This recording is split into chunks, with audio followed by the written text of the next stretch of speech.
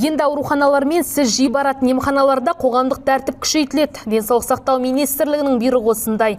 Яғни арнайы орнатылған бейнебақылау арқылы медицина қызметкерлері мен науқастардың қауіпсіздігі қалай сақталатынын көруге болады. Бұл тек аурухана аумағымен ғана шектелмейді. Мысалы, шақыртуға шығатын жедел жәрдем бригадаларында арнайы смарт бейне жетондар болады. Құрылғылар арқылы бейне және фотожазба түсіріледі. Даулы жағдайлар туындаса, оның мән жайын объективті анықтауға мүмкіндік болады. Бұл смарт видео жетон тәуліктік аудио-видео жазбалар жүргізіледі, және бұл жерде арнайы SOS деген кнопка бар. Бұл SOS кнопкасы жасанды интеллектпен бірге жалғанған. Яғни медицина қызметкерінің өміріне қауіп төнген келетін болса, қауіп төнсе, ол кісі кнопканы басып жүрудің қажеттілігі жоқ.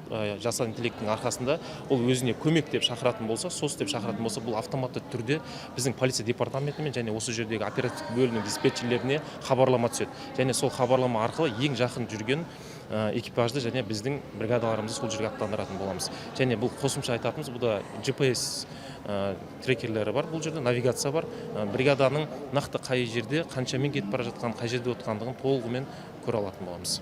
Сөйтіп, медицина ұйымдарында заң мен тәртіп қағидаты бойынша жұмыстар жалғасуда. Бүгінде қаладағы медициналық мекемелерде 2722 бейнебақылау камерасы бар. Оның 689-ы сыртқы аумақта, ал 2033-і ғимарат ішінде қосылған. Бақылау құрылғылары қабылдау бөлімдеріне, күту залдарына, дәліздерге және дәрігерлердің жұмыс кабинеттеріне орнатылған. Біз бұл жерде триаж жүйесі бойынша жұмыс жасаймыз. Триаж жүйесі бойынша сары аймақта бізде 2 камера орнатылған.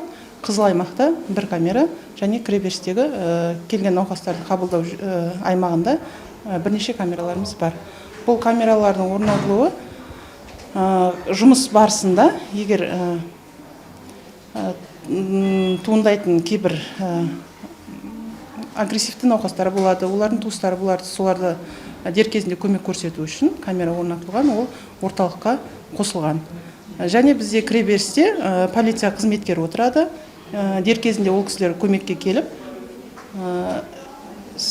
шешімді тез қабылдаймыз. Сонымен қатар терроризм тұрғысынан осал санатқа жататын 28 медициналық мекеменің бейнебақылау жүйесін ішкі істер органдарының жедел басқару орталығы қадағалайды.